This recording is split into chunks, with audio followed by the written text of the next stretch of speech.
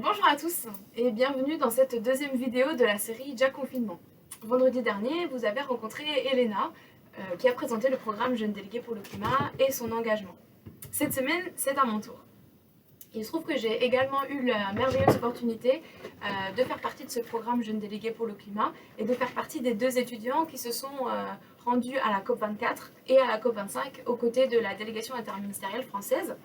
Et c'était une expérience absolument enrichissante. J'ai appris énormément de choses en fait aux négociations climatiques. Ce que j'ai le plus apprécié, c'est que avec mon statut de jeune délégué pour le climat, j'ai été amenée à rencontrer beaucoup de jeunes. Et j'ai surtout été entourée de jeunes qui avaient les mêmes projets que moi, un peu fous, de remettre en question la société dans laquelle on vit. Ils étaient en fait en train de quitter cette phase de frustration un petit peu nauséeuse quand on fait l'état du climat, de l'érosion de la biodiversité, de l'épuisement des ressources naturelles, des discriminations, des inégalités, de la pollution, etc. Ils ont quitté un petit peu cette phase paralysante pour aller vers une phase beaucoup plus active où on passe par des actions concrètes, où on a envie de remettre en question la société dans laquelle on vit et de la transformer pour qu'elle soit plus en accord avec nos valeurs et qu'elle respecte davantage l'environnement. Je me suis rendu compte à quel point le levier de la jeunesse était puissant, tout simplement parce que les jeunes ne sont pas encore accrochés à une routine, ils arrivent seulement dans la vie active et ils sont prêts à vivre des véritables changements. Par rapport aux négociations climatiques, bon, le constat n'est pas aussi positif et dynamique, on va dire. Ce que j'aimerais faire ressortir ici, ce sont trois choses que j'ai pu apprendre. Tout d'abord, les négociations climatiques sont importantes, et même au-delà d'être importantes, elles sont essentielles. Les changements climatiques touchent tous les pays du monde et touchent tous les êtres humains du monde. Donc c'est important que tous les États aillent dans la même direction pour réduire leurs émissions de gaz à effet de serre. On se bat tous en fait contre un ennemi commun et donc c'est important d'avoir des lignes directrices qui demandent à tous les pays d'aller justement dans cette direction. Et pour ça, la Convention cadre des Nations Unies sur les changements climatiques et l'accord de Paris sont des outils essentiels. Alors, on peut discuter de ces outils, de leur efficacité, est-ce qu'on pourrait restructurer la manière dont se déroulent les négociations climatiques, leur fréquence, etc. Mais bon, en tout cas, il faut un endroit où tous les pays se retrouvent pour discuter de ces grandes lignes directrices et donc c'est essentiel. La deuxième chose que j'ai apprise, c'est que en fait, le contenu des négociations climatiques, il est beaucoup plus technique que ce à quoi je m'attendais. Et la troisième chose, c'est que les négociations climatiques, elles sont très lentes par rapport au changement climatique. Quand on y pense, c'est assez logique parce que ce sont des endroits où tous les pays se retrouvent et ils doivent tous être d'accord pour aller vers cet ennemi commun qui sont les gaz à effet de serre. Mais voilà, le changement climatique, lui, il n'attend pas, il a besoin de changements tout de suite, maintenant. Et moi qui allais aux négociations climatiques en pensant être spectatrice de changement, j'avoue que j'ai été un petit peu déçue. Mais ce que j'ai retenu, c'est simple, c'est que si j'ai envie de voir du changement, à moi de le provoquer à mon échelle. Finalement, tout est bien résumé dans la citation de Gandhi qui dit « Sois le changement que tu vois dans le monde ». Quand on réfléchit, cette citation, elle veut tout dire. C'est-à-dire, si j'ai envie de voir du changement, alors à moi de le provoquer. Et elle veut aussi dire pour moi que chacun est responsable de ses propres décisions. Si par exemple je décide d'aller au travail avec ma voiture ou que je décide de prendre les transports en commun pour aller au travail, cette décision, elle m'appartient. Personne d'autre ne peut prendre cette décision à ma place, c'est-à-dire moi en tant qu'individu, je peux prendre des décisions par moi-même. Ces décisions, elles sont influencées par les politiques publiques nationales, bien sûr, qui elles-mêmes sont influencées par les négociations internationales sur le climat, mais ça met beaucoup de temps de passer de l'échelle internationale vers l'échelle nationale avant d'impacter l'individu. Si moi, tout seul, je décide de prendre une décision, je peux la prendre du tac au tac. Alors ça peut prendre quelques jours, quelques semaines pour se mettre en place, mais voilà, je peux prendre une décision de manière très rapide et constater en fait les bénéfices assez rapidement. Par quelle manière est-ce que je peux agir à mon échelle et prendre des décisions justement Je dirais que l'individu, il a trois pouvoirs. Il a le pouvoir de vote, en fait, par sa manière de voter au présidentiel ou au municipal, et va influencer la gestion du territoire, tout simplement, et aussi conditionner le monde des entreprises. La deuxième manière avec laquelle on contribue en fait dans la société, c'est notre métier. Personnellement, je m'oriente vers l'enseignement et la recherche. Donc pour l'instant, je fais une thèse sur les inondations urbaines. C'est ma manière à moi de contribuer à la société. Et pour moi, c'est important d'améliorer la prévision des inondations, étant donné les changements climatiques.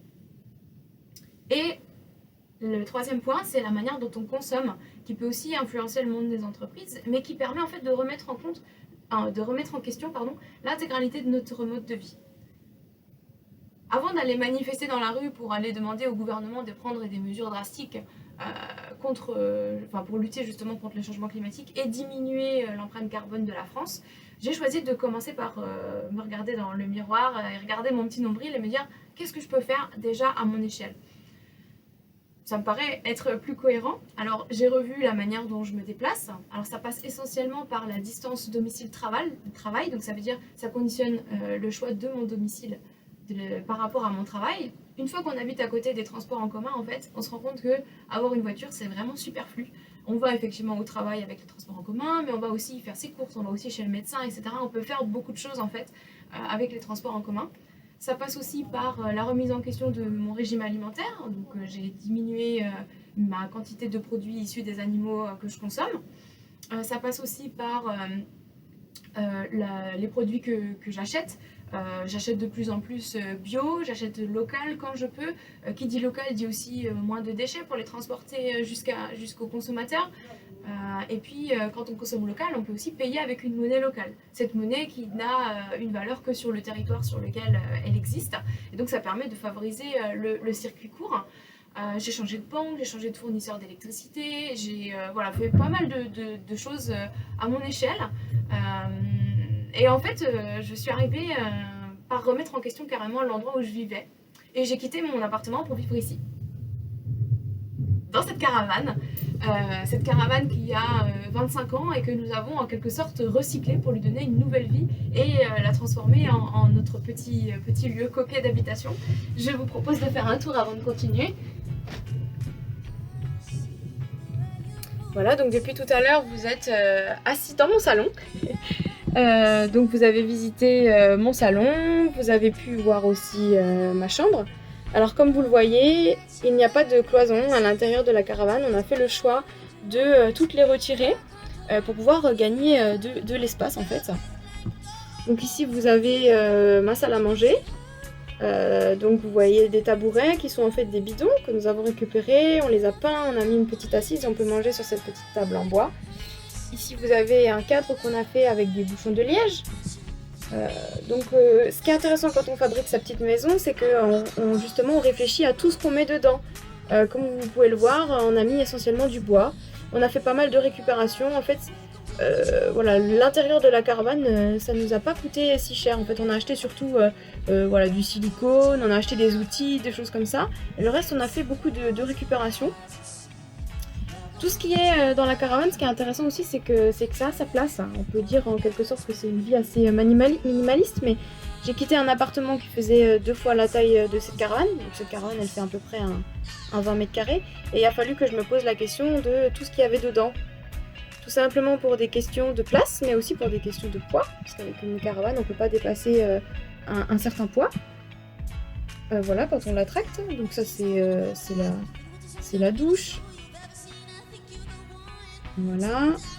Et puis juste à côté, vous avez les autres petits habitants de ma caravane, Roquette et Berlioz.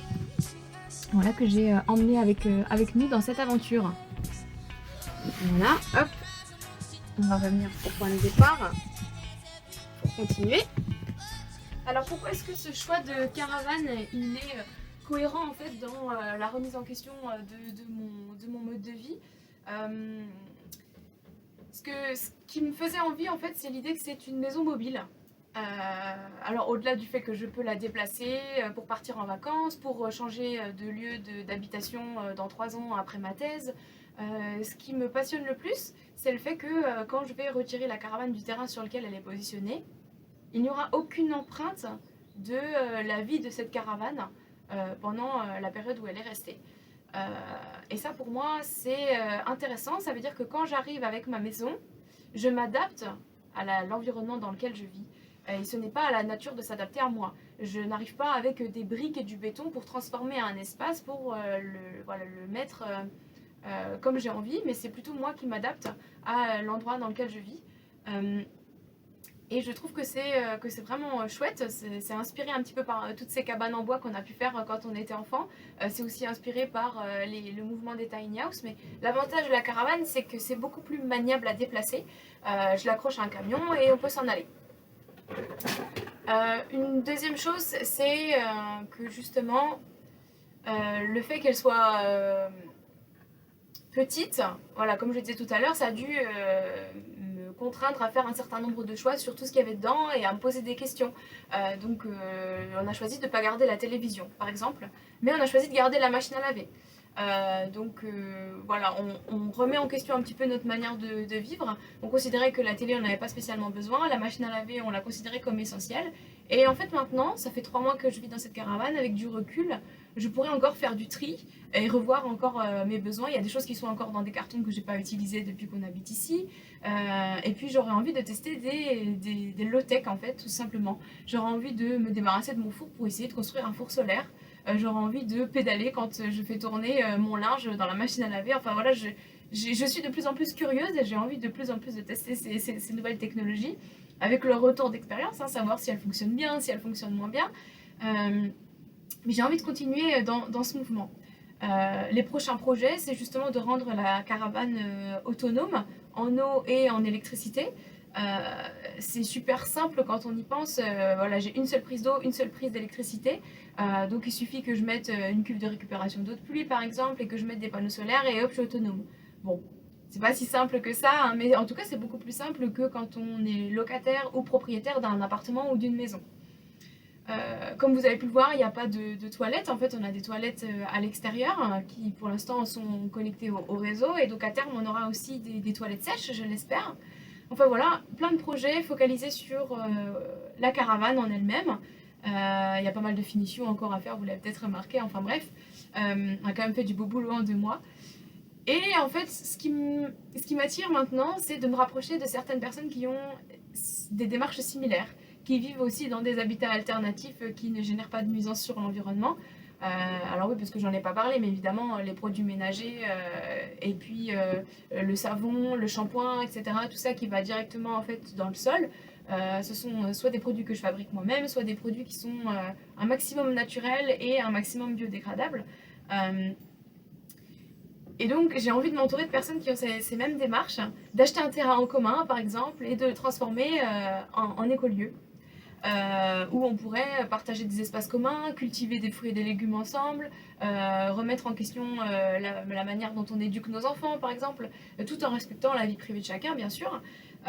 Mais voilà, les futurs projets, c'est ça, c'est essayer de réfléchir à ce projet d'écolieu pour m'entourer de personnes qui ont les mêmes envies que moi de transformer un petit peu le monde dans lequel on vit, mais à une échelle locale. Bien sûr, on aura tous des profils différents, on aura des conflits, mais ça m'intéresse de réfléchir aussi sur la manière dont on va gérer ces conflits.